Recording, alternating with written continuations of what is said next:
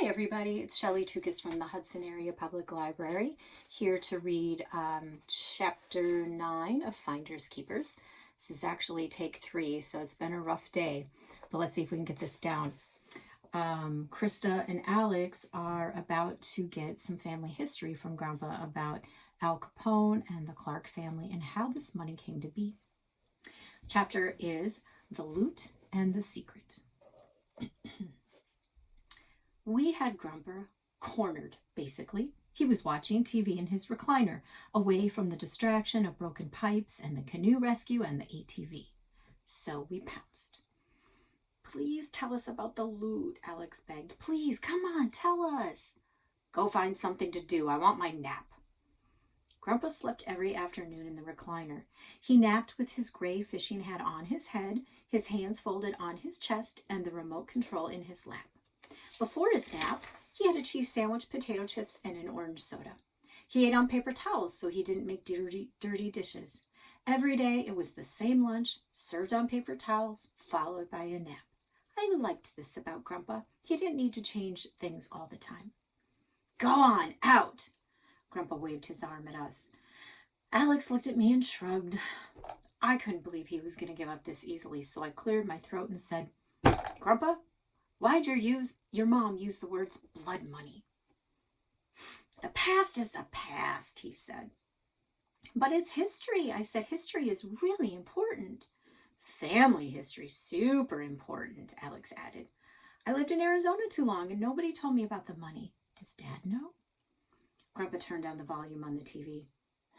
History, my rear end. You kids can't resist a secret, and these days you don't have to. You just type on that internet, and the computer tells you everything, whether it ought to or not. You ever heard of skeletons in the closet? We shook our hands. Well, we used to call family secrets skeletons in the closet, and we kept our mouths shut, and the skeletons stayed put. I sure as heck didn't tell your dad, Alex. We were busy earning a living, and I didn't need my boy running around town looking for trouble.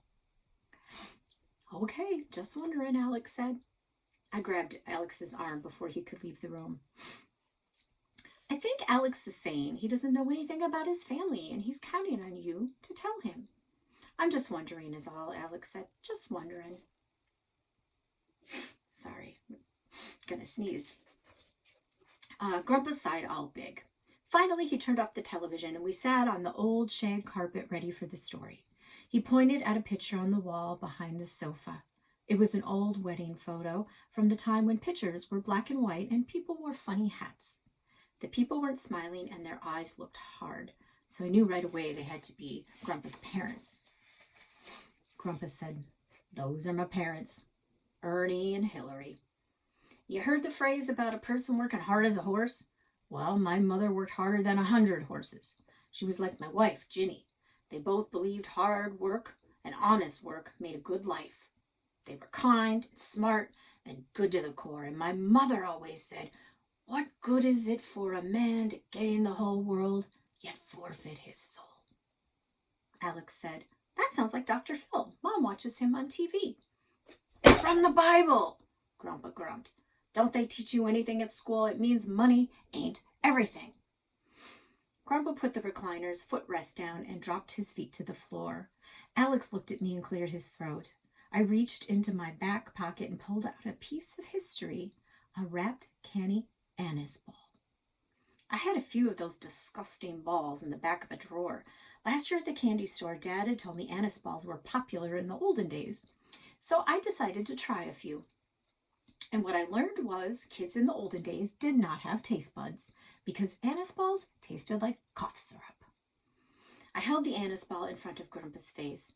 Not a bribe, Alex had said, but a gift from 2 nice kids who cared. Now what in the world is that? We got it for you, Grandpa, an anise ball. Candy from the olden days. I held it under his nose, the way you tease a dog with a meatball you don't want to eat because your mom cooked it in mushroom gravy. Sure enough, Grandpa reached out his hand and took the candy. He peeled off the wrapper and popped it in his mouth. Either he smiled a little or the anise ball forced his mouth muscles to move. His eyes seemed to soften and lose focus, and I wondered if the anise balls were bringing him back to the olden days. Then he said, What I'm about to tell you, kids, has never been spoken. Guess it don't matter much anymore. Everyone who knew anything is dead. So, Grandpa is about to tell them the story of the Clark family and Al Capone's loot. And it begins like this. Years ago, people drank a lot of alcohol. They drank like stray cats in front of bowls of milk. Some of them drank so much they became mean and stupid.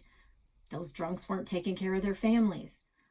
My mother, Hillary Clark, believed if drinking was against the law, then people wouldn't do it. Lots of people saw it her way, so the government banned alcohol, but the whole thing backfired. Nobody likes to be told what to do. When you can't have something, you want it even more. And if people want something and they got money, they will find a way to make it and to sell it, and it doesn't matter what the law says.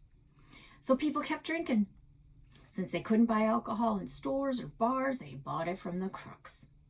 Let me tell you, it was a good time to be crook. There was a fortune to be made selling booze. They called it bootlegging. Al Capone was the king of the bootleggers. He was tough and mean, and he'd do anything to earn a buck. Capone didn't work alone, of course. He needed helpers. He needed guns and fists and booze and secret bars and ways to deliver booze to the secret bars. In the North Woods, 2 of his helpers were my father and my grandfather.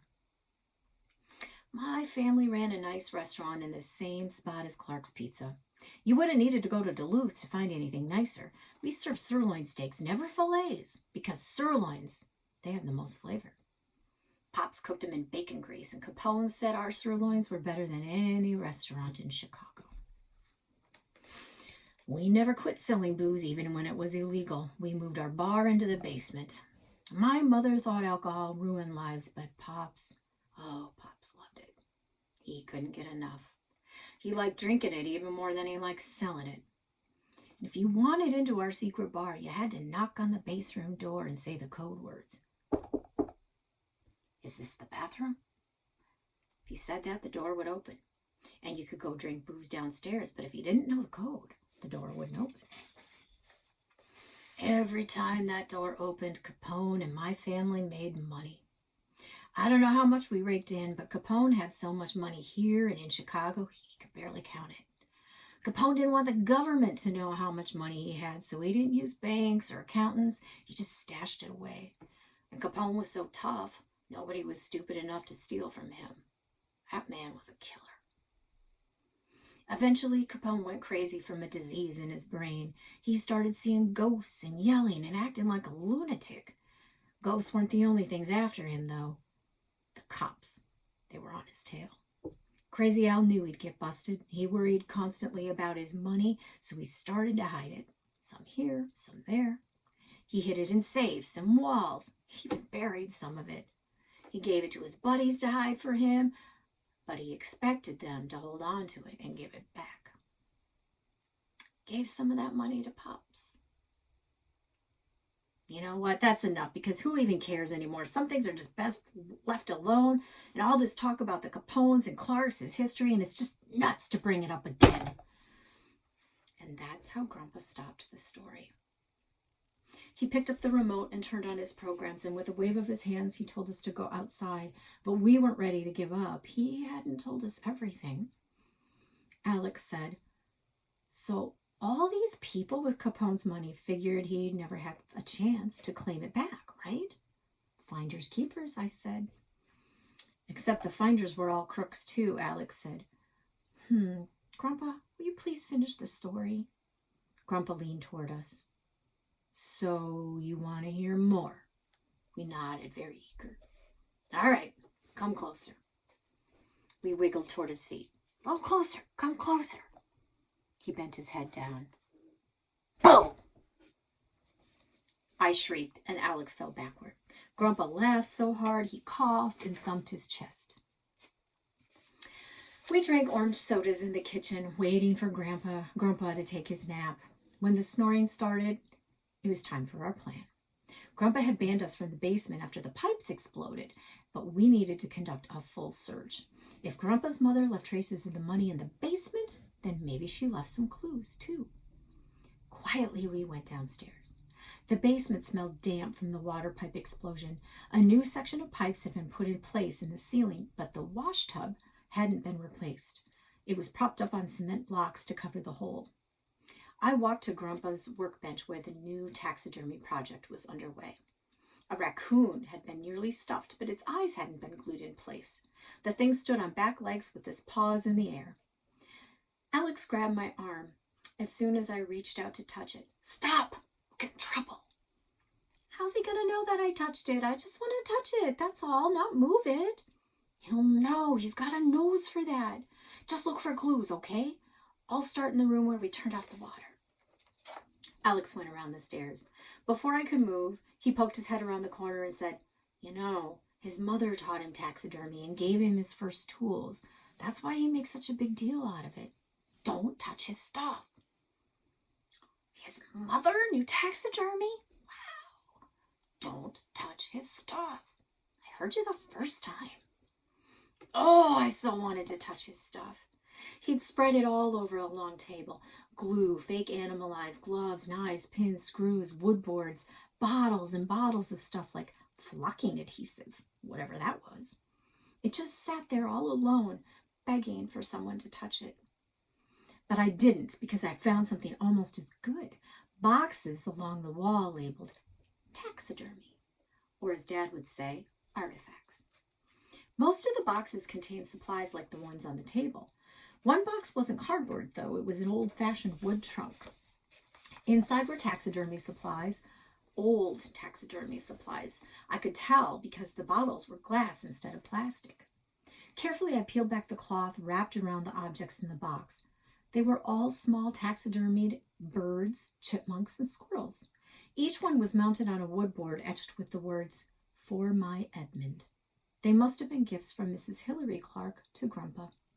For almost an hour, Alex and I dug through boxes. He found a few "For my Edmund" animals, too, in a notebook. "I can hardly read what's in here," he said. "Everything's like in tiny cursive." "Well, what's it say?" Just a bunch of dumb recipes and prayers and stuff about weather."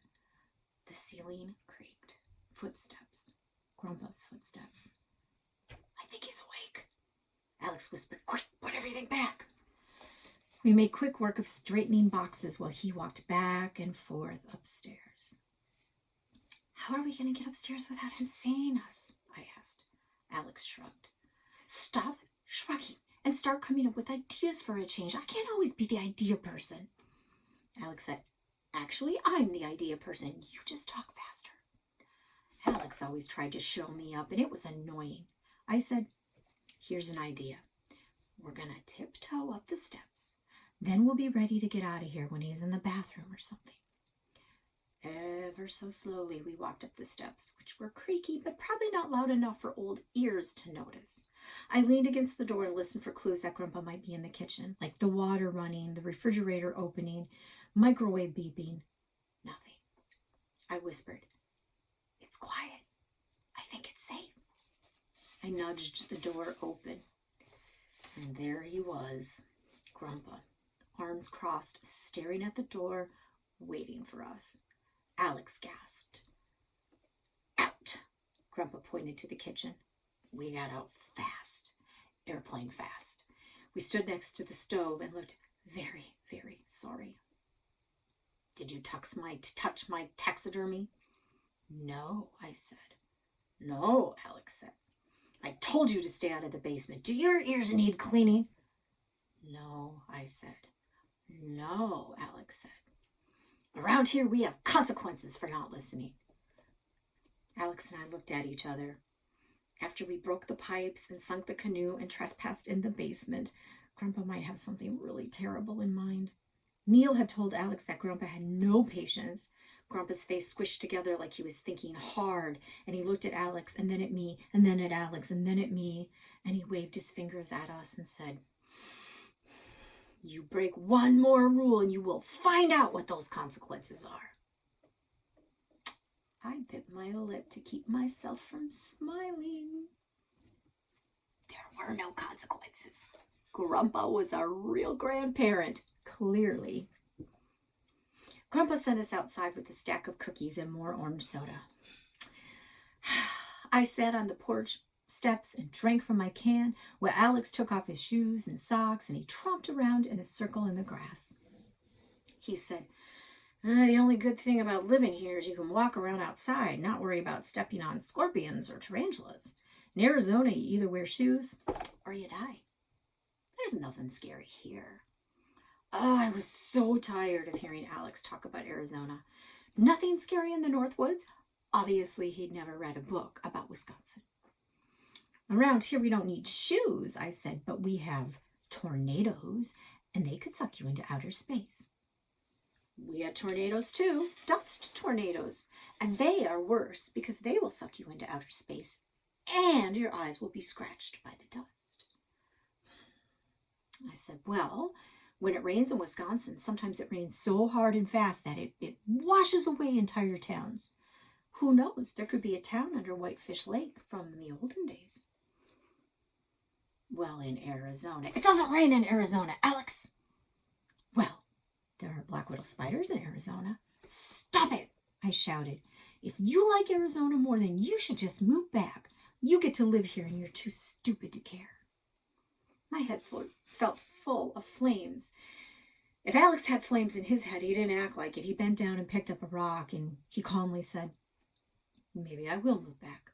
Maybe when you leave, I won't know anyone, and I'll probably never know anyone, and I'll just run away and live in Arizona so I have something to do.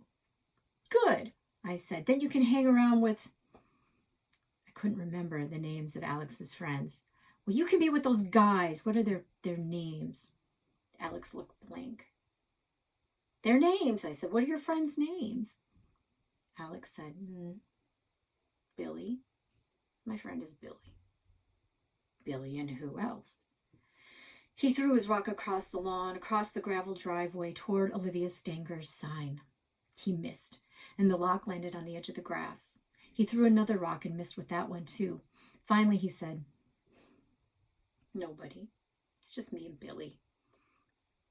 We don't play with other kids much. They're annoying and weird. That's why. I knew what Alex was really saying. The other kids didn't play with Alex and Billy. The other kids called them annoying and weird, and I knew this because of what's happened to me at my school. The girls in my class traded bracelets made from rubber bands, and somehow I was the weird one. I don't think so. Playtime at school was messed up. The cabin was simple. Oh, I said, I know what that's like, annoying and weird kids. I mean, who cares? I don't. Me either. I was glad Alex understood. But it also felt like one of those awkward moments. We basically admitted we were too weird to have a lot of friends. And who wants to admit that? So I changed the subject. Alex, why won't Grandpa tell us the whole story? Like, what happened after his father got the loot? And how did it end up in the wall? He just doesn't talk much, Alex said. Dad says he's been like that since my grandma died. I don't understand why you wouldn't just finish the story. I mean, what's a few more words? Alex said, he must be extra tired, I can tell. He forgot a bunch of stuff today, like we were supposed to have carrots with our sandwiches, and he forgot we're supposed to stay inside and watch a movie this afternoon. That's stupid. Why would we stay inside? We never stay inside unless it's storming. Alex's eyes got all big. I knew that look. It's the look people get when they almost blow a secret. Alex, why are we supposed to stay inside?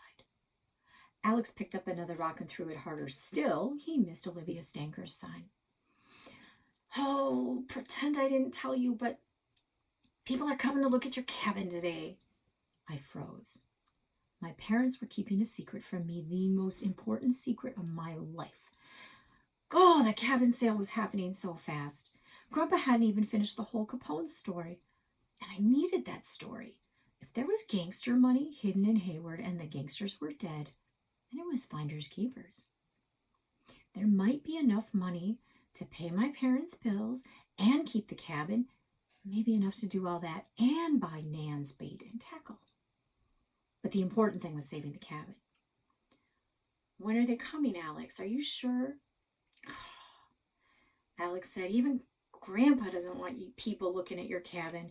He thinks you're a pain, but he says new people will be worse. They'll probably be from a big city and so stupid they'll need expensive fishing radars to catch anything.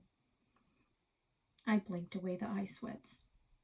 I hate that kids don't get to make decisions. My parents decided all by themselves to sell the cabin, and they didn't even think about what I thought. They aren't even sorry. Parents are never sorry, Alex said. They never apologize for nothing. They think they're right about everything, and my parents didn't ask me if I wanted to move. They just announced it like one day, like it was the best thing in the world.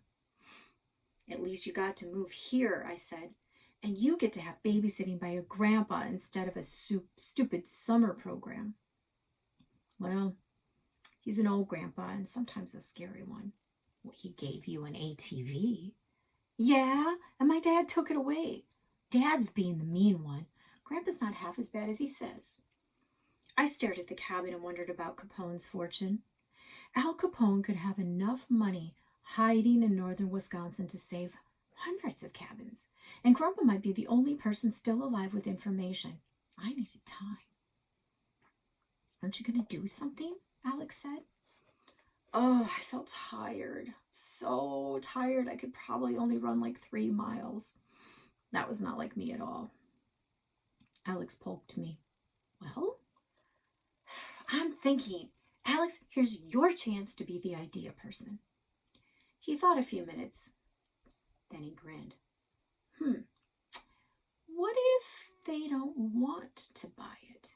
What if they don't like what they see? I was going to ask what he meant, but his grin turned into a wicked smile. And if I read his mind correctly, Alex was the coolest friend in the world, pretty much. Thanks for being here. We will read The Fiasco and Eavesdropping tomorrow. Hope you guys are doing well. We miss you. Bye-bye.